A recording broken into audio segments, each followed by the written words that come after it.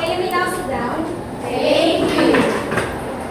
Okay, so who is our secretary? May I know who are absent today? I'm sorry to tell you that two of my classmates are absent today. They are Ista and Gutierrez and Ista. Ista.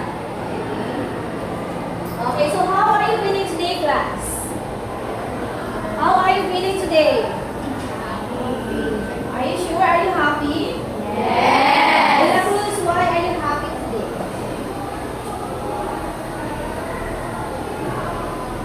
Masaya po ako dahil po Dahil? Okay, yes na Aguirre. kaya po ilang weekend po bukas.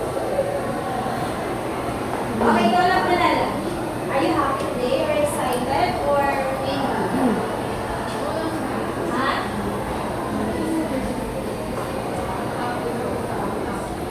Okay. So, siguraduhin na happy kayo ha. Baka naman balik kayo. Okay, so who can recall our past lesson? What was our lesson last week? Yes, Napiera.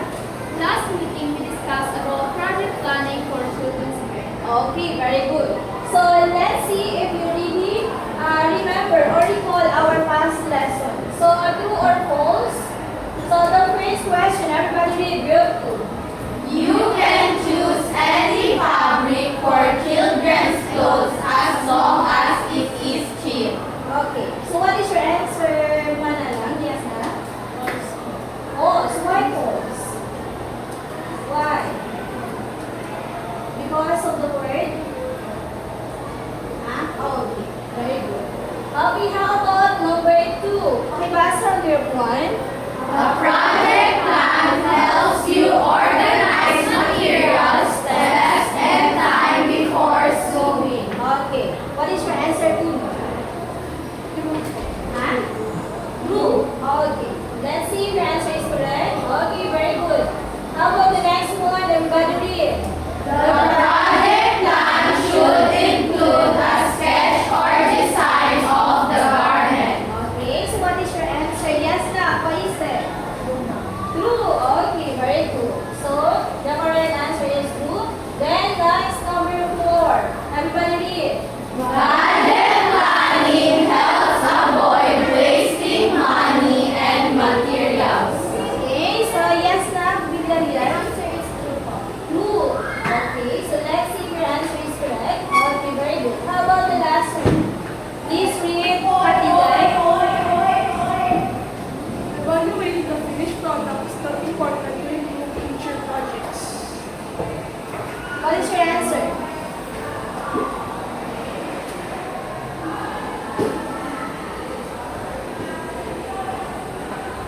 What is your answer? In number 5? Why false?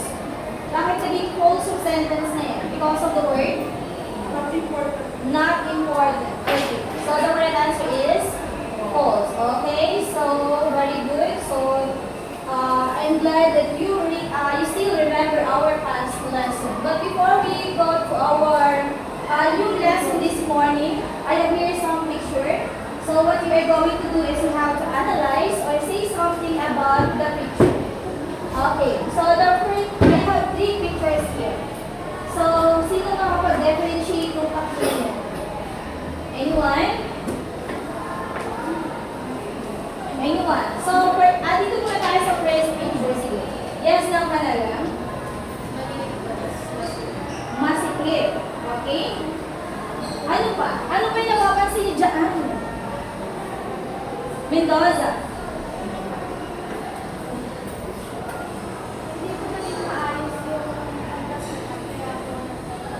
Hindi naging maayos. So, ito ay masikip. Ito naman ay maluwag. How about the third one? Sakula. Okay, so sa tingin ko, ano kaya yung dahilan? Ano ang dahilan? Bakit hindi kasi sa kanya or naging masikip sa kanya yung isang damit na yun, yung suot niya? Yes na. Hindi ko nasukat na maayos. Hindi nasukat ng maayos. Yes na. Hindi ko accurate yung pagsulat. Hindi accurate ang pagsukat. Okay. So, meron din itong question. How would the customer feel if the clothes didn't fit? So kung kayo yung customer na yun, ano ang nararamdaman nyo kung yung inyong garments na binili ay hindi kasi sa inyo, yung or yung pinatay? Yes, representatives. The customer will feel uncomfortable because he's equally lost. Okay, feel uncomfortable. Yes. Very good. Next, pag ikaw naman, if you were the tailor, what should you do first before sewing? Ano ang gagawin mo para hindi sila ma-disappoint yung customer? Yes, na, Sanchez. The tailor should take accurate measurement. Okay, very good. So, based on that activity, what do you think will be our topic this morning? What do you think will be our topic this morning, class? Huh? Tools? I think our topic for today is all about taking body measurement accurate. Okay. So, taking body measurement accurately. So, para hindi ma-disappoint, kailangan daw ay magsukat tayo ng, sukatan natin ng maayos.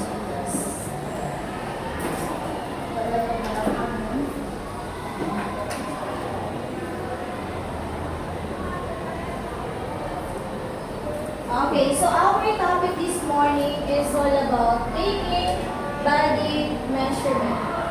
So, but before we proceed to our topic, I have here some unfamiliar words that we are going to encounter as we go along with our lesson.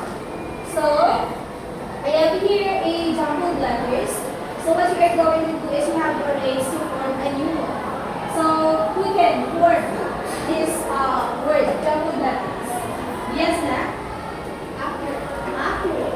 Can you spell the word accurate? A-C-C-R-A-T. Yes, very good. Accurate. So when you say accurate, you please read carefully. Correct or exact measurement. Okay, so who can use accurate in a sentence? Who can use the word accurate in a sentence? Sabi nyo exact or correct measurement. Can you form a sentence na merong accurate word? Accurate. Anyone? Yes, nakatigay? The dressmaker took accurate measurements of the person. Okay, very good. Accurate. So, sample for tama. Okay, the next one is, ano kaya ang mabubuon natin dito? Yes, circumferential. Okay, circumferential. Can you spell the word circumferential? Go ahead, please.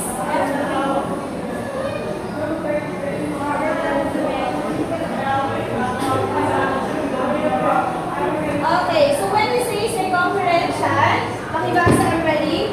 Taken around the body. Okay, so ibig sabihin, circumferential paikot. Okay, the next one we have number 3. Number 3, yes na? Snug. Snug? Okay, so the correct is snug. Ano ibig sabihin ng snug? In Tagalog, what is snug in Tagalog? Ha? Sabi dyan, pakibasa na everybody? Fitting closely to the body but not too tight. Okay. So, snug, ibig sabihin, hindi masyadong masikip, hindi masyadong maluwag. Ibig sabihin, sakto lang talaga siya. So, who can use snug in a sentence? Snug. Snug. Anyone? Maliksi? Snug. Ibig sabihin, hindi masyadong maluwag, hindi masyadong masikip. Dapat. The tailor sewed the cloth snug. Okay. Yes, very good. Okay, so here is our guide version. So, based on sa taking body measurement, ano gusto nyo malaman doon sa topic natin na taking body measurement? We use the letter what?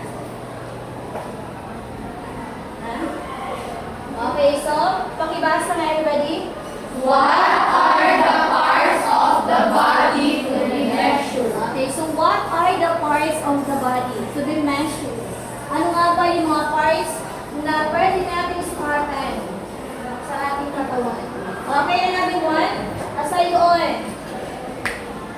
Aside, so what are the parts? Okay, next one is number 2. Pakibasa everybody. How will you take body measurements accurately? Okay, so paano daw natin sukatan ang ating body? And then the last one is, everybody, Why is taking body measurements accurately important? okay, so lahat ng tanong na yan ay masasagot natin as we go along with our lesson this morning. Okay, so taking body measurements. So in taking body measurements, we have 3 ways. 3 ways in taking body measurement. So the first one is vertical measurement. When you say vertical, ano yung sabihin ng vertical? Patayo ba yan? Or pahiga? Patayo. Okay, so patayo. So sabi dyan, measurements taken up and down. Okay, the first one is vertical. How about the second one? Circumferential measurements. Okay, circumferential. Sabi doon, measurements taken around the body. So kung yung una ay patayo, ito naman ay ikot. Okay, and then the last one, we also have a Horizontal measurements. Okay, horizontal. Simula saan naman siya? From From left to right. Simula dito sa left, papunta doon sa right. Pero bago yun, kailangan natin tandaan bago tayo magsukat. So who can read number 1 and explain?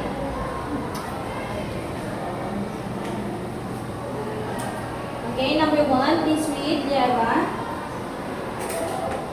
Tie a cord or string around the waist until all measurements have been. Okay, so what do you think is the reason bakit kailangan natin na maglagay ng cord dyan sa waist na yan?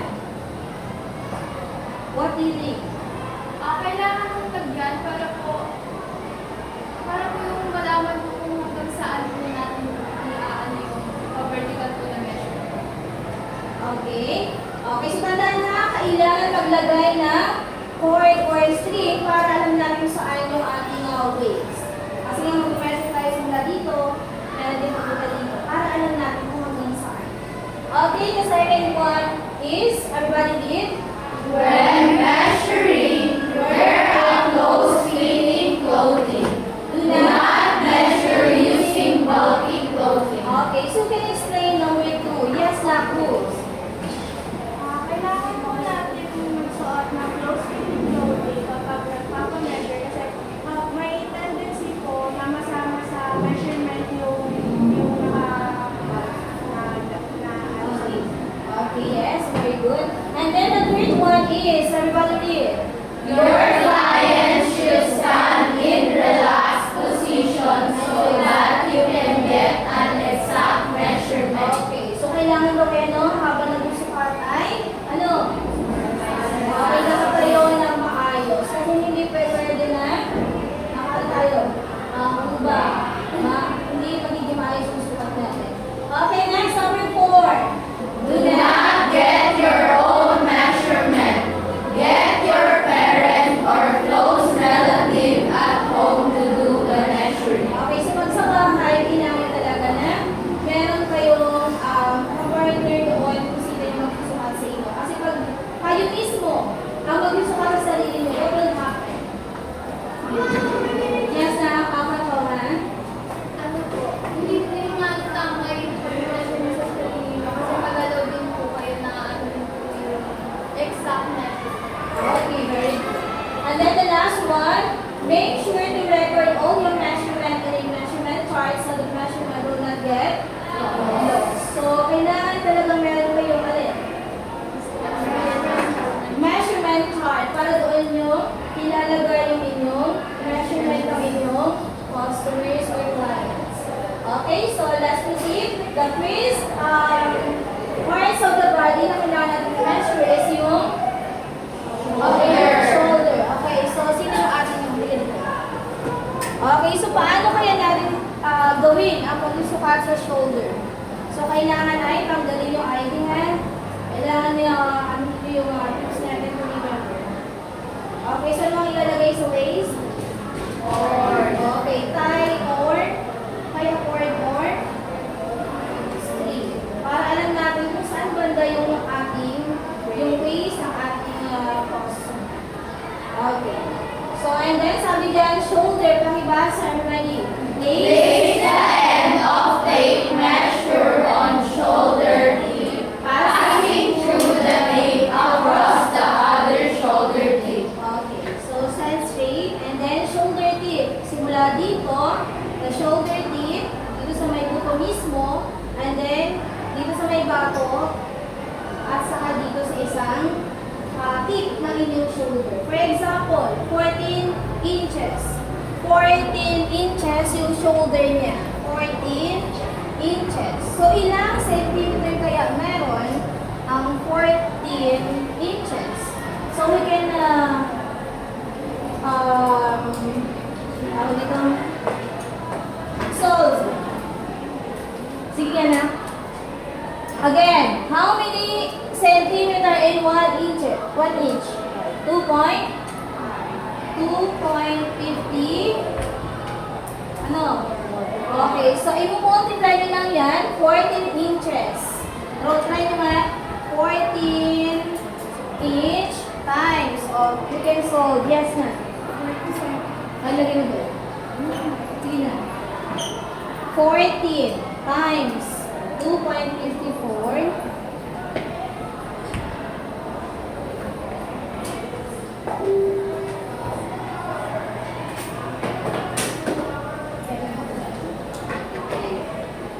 Okay, so, ano sagot niya? 47. Tama ba? 47 cm. Ang dito mo. 47 cm. So, kailangan nyo yun ha, kasi pag yung costume nyo ay kinailangan ng centimeter, kailangan alam nyo rin kung paano kayo mag-convert. Okay? Next one is yung bust height. Bust height, please read, Liaga. Bust height. Measure from the shoulder base neck to the bust. Okay. Simula daw saan? Base neck. Okay, simula dito. Kung mapapansin nyo may line dyan, yan sa tuloy ko yun. Base neck. Papunta saan? Sa may? Okay, sa may bust neck. Sa may nipon mismo. Na?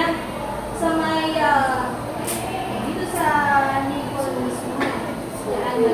So, pag kayo ano na measure, huwag nyo, pipisin na kailangan maging sensitive tayo kasi nga may mga tao din na ayaw nila yung gawin na kaya maging maingat tayo sa pag-measure. Okay, the next one, bust height. The next one is we have the bust distance. Makibasa nga lang Sanchez. Bust distance. Measure from one bust point to another bust point. Okay, so bust point. Saan mo bust point? Simula dito. Simula dyan. And then, hanggang dito sa may bust point. Okay, so ganito ang measure ng bust distance. Yung layo ng dalawang, alin? Yung layo ng dalawang nipple.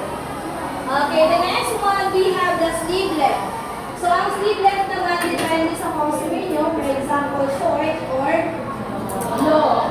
Okay, so ang gagawin lang natin ay short. Simula dito sa may shoulder tip, hanggang saan? Kung ano yung gusto or kung haba ng ating costume. For example, hanggang dyan, 7.5. 7.5 inches. Okay? The next one, we have the bust. Pakibasa nga lang, pakibasa. Bust. Measure the fullest part of the bust chest, inserting 2 fingers in. Okay, so ano kaya ang dahilan? Bakit kailangan natin na mag-insert ng 2 fingers pag nagsusukat pag sa mga circumferential? Ano ang dahilan? Bakit kaya? Okay, fullest part ha. Simula paikot dyan. Insert daw ng 2 fingers. Bakit kaya? Sa tingin nyo bakit? Ha? Bakit kailangan mag-insert ng 2 fingers? Yes, Kapitalian. Para kung may allowance po siya. Okay? So next one is we have the cross. Or yung itagalog yan ay munja. Okay?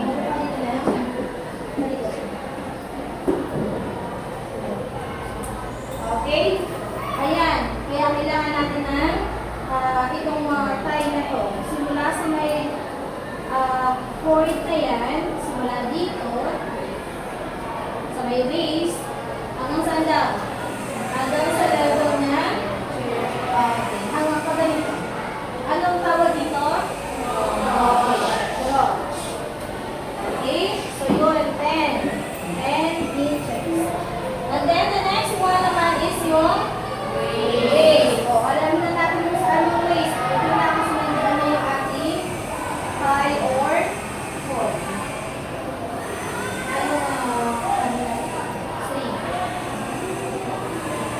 Ayan.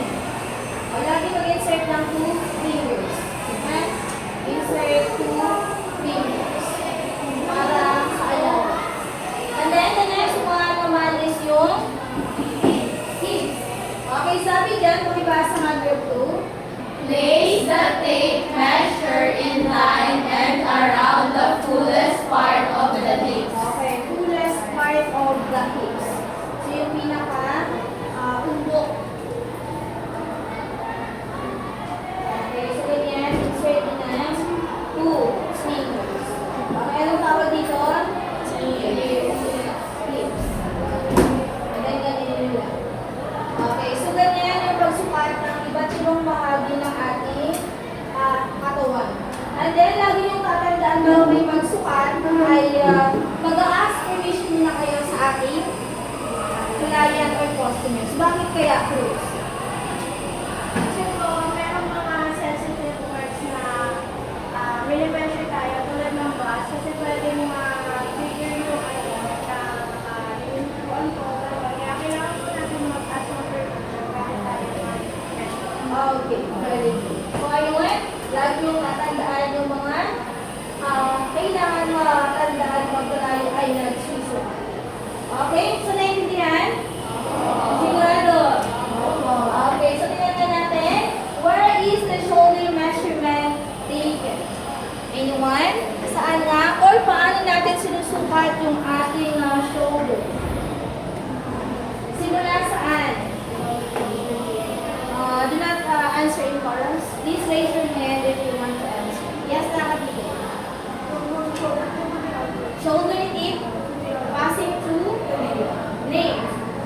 Hanggang sa may? Okay, shoulder tip. Kasi yung iba na napansin ko, shoulder tip, dinadaan dito sa harap. So, mali yun, dinamanan yung shoulder. So, sa likod dapat dinadaan yung ating tape measure. Okay, next. What are the 3 ways in taking body measurement? Yes, na?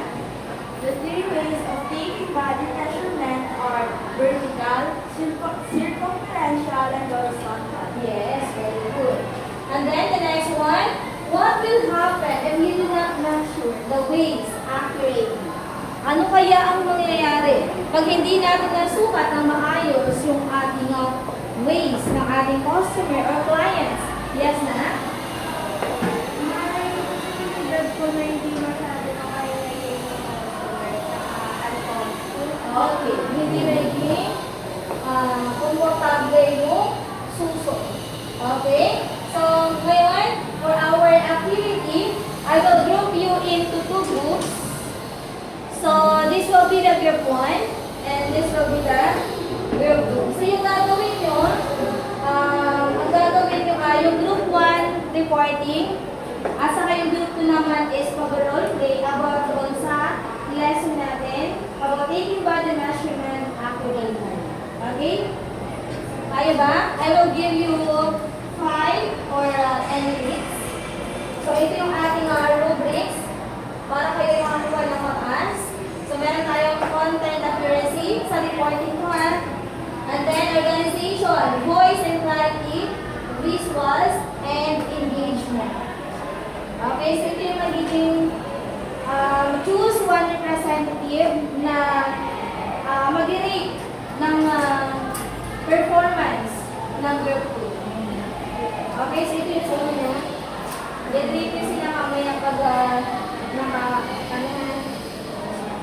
And then, ito naman yung sa inyo na. Para sa role play. I-read ko sila ha. And then, ito yung role play na mamaya.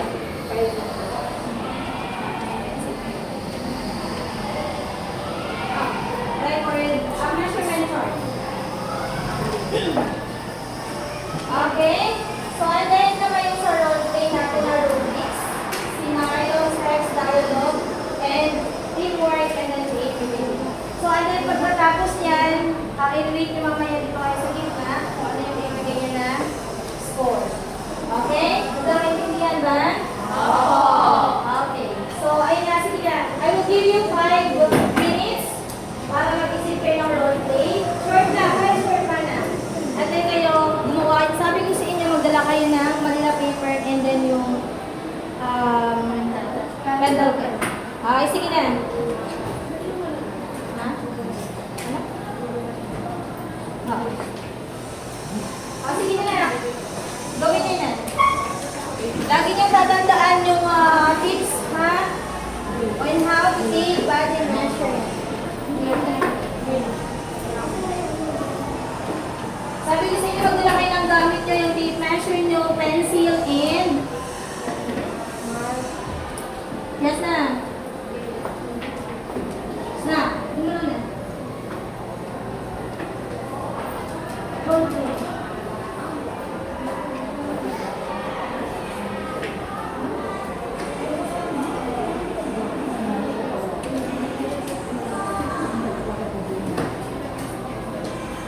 Sige lang, kuha na kayo ng para sa ano.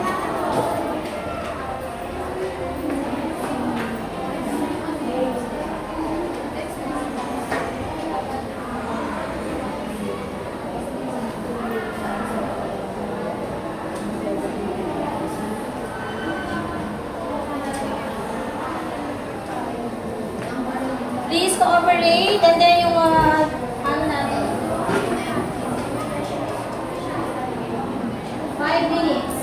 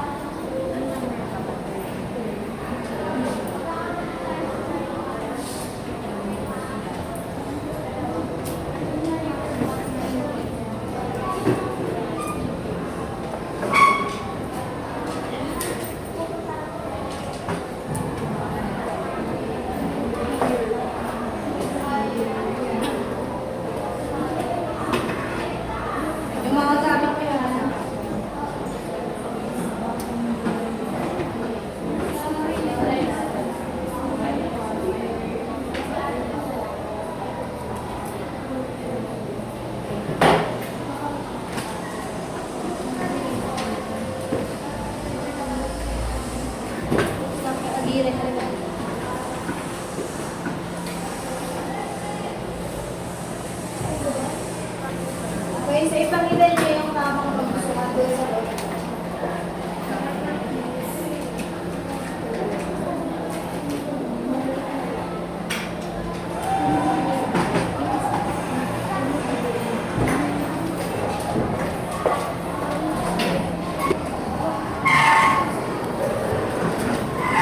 Okay, 1, 2, 3, go! Snap!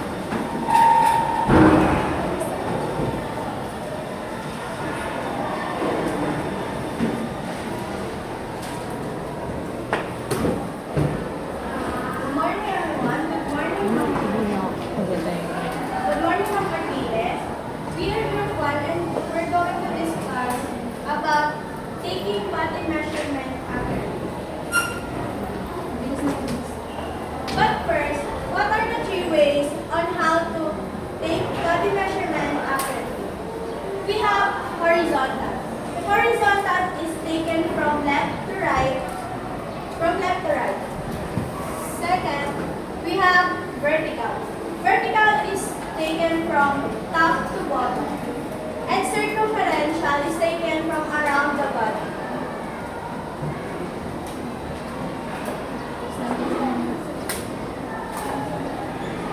I'm going to discuss about the body parts and how to measure them. First, we are starting with the shoulder. It is a horizontal. But first, we need to kailangan natin siguraduhin mo ng body like this. Bawal to kasi pwede siya masama sa measure ng client natin. So, bawal na. And please relax your body. So, Simulan natin i-measure yung shoulder niya. Una, ito muna magsisimula sa isang shoulder point. Tapos, dadaan siya dito sa pinaka-tape. Bawal po yung mga naka-ID mo kasi pwede po siyang makahanap. Tapos, dadaan po siya sa tape. Dito na po siya sa isang shoulder point.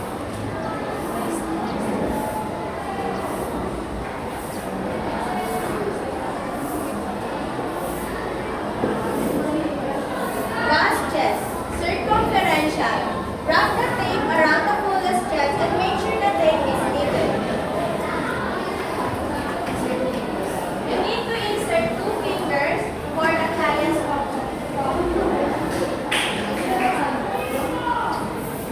not too tight and not too loose. Sunod naman ay i-measure natin yung waist. Pero una sa lahat, kailangan natin malaman kung saan ba yung waist. Kaya need natin ang garter. Garter or sleeve?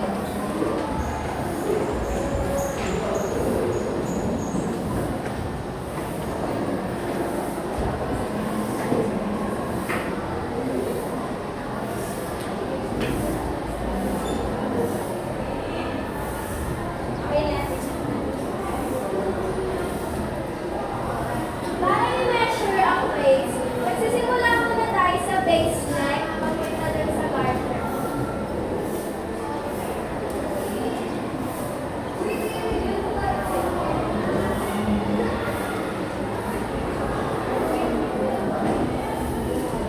And now we have the hip, circumferential. Wrap the tape around the widest part of the hip and stand straight and feet together. Again, insert 2 fingers for the client's comfort.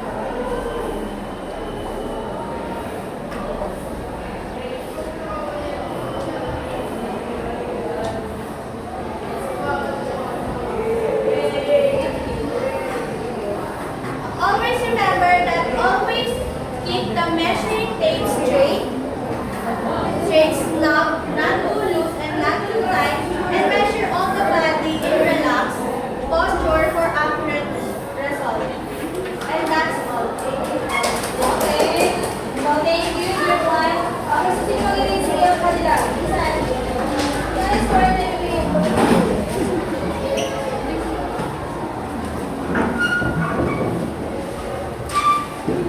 For contractors, we will give them 4 because the report is all correct. And for organization, we will give them 4 again because it's very clear. And same as voice and clarity. For visual, I give them 4 because it's very helpful. And for engagement, Madali lang yan. Tayo na lang kayo yan. Aryan quickly measure.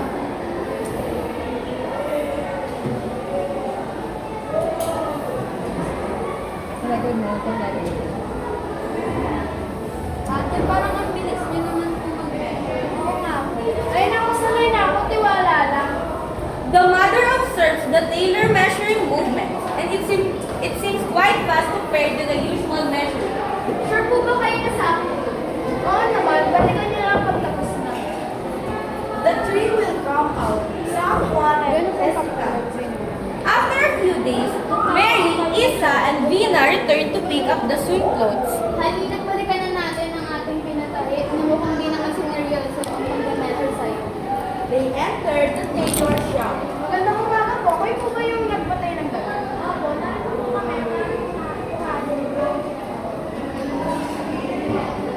Marian handed the clothes to Mary and Mina. But they were surprised why the pants didn't fit. So they quickly went out and went to another tailor.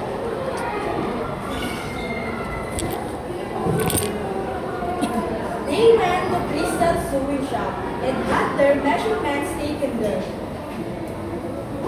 Magandang umaga po. Magpapatay din sana kami. Nagpatay po kasi kami ng gamit sa ibang mananae. Hindi naman po naman. Ganun ba? Sige na. Crystal carefully measured Mary and Gina. It took some time, but they knew the measurements were accurate and not rushed like before.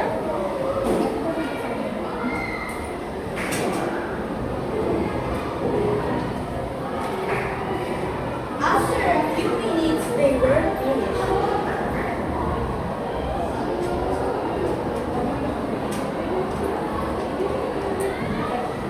Ay, tapos na. Balikan na. After a few days, Isa and Mary and Gina returned. Magandang umaga po. Naisa po namin kunin ang aming pinatay. Kayo pala yan. Ay po ang minyo na. Kapag may problema, sabihin sa kanila. Crystal's measurements were neat and even, so the dress fit very well. Maraming salamat po. Okay, thank you so much. Sige na. Sino mag-anoint sa kanila? Pastor E. Susetes.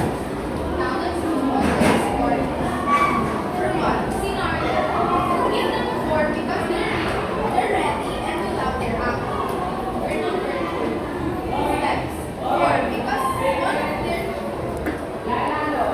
because the dressmakers took their time with the body measurements and the outfit was accurate. For number 3, we'll give them a 4 because their voices are clear and understandable. For number 4, excellent. 4, because we saw that they work together and made their performance go smoothly. For creativity, 3, creative because the presentation they presented was beautiful and understanding, and it is also very good.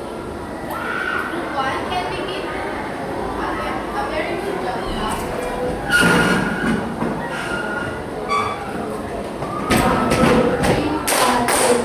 Very good, very good, very good.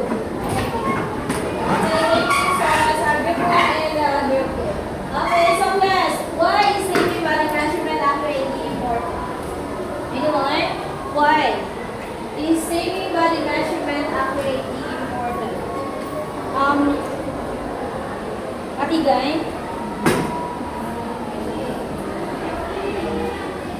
Taking body measurements accurately is important to ensure that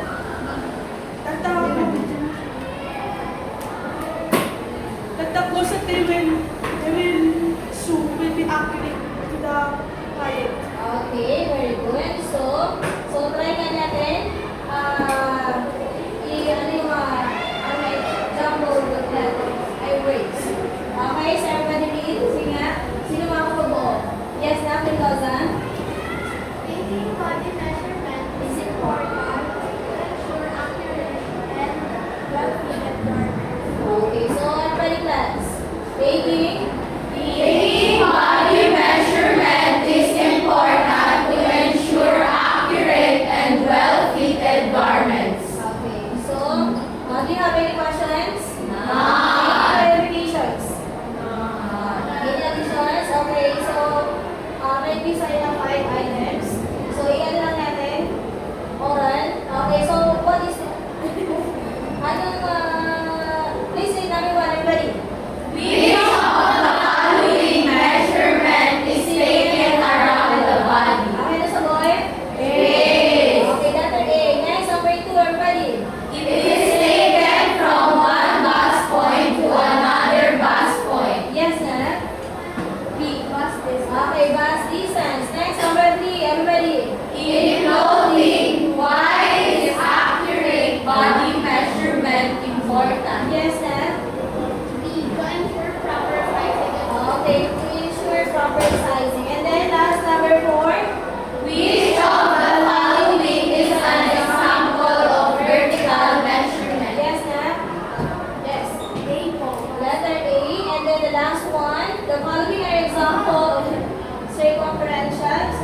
answer is okay, letter C, shoulder. So for your assignment, this copy, I will send it to the group chat and then answer for next week. Okay? You have any questions? Okay, so that's all for today. Thank you and God bless everyone.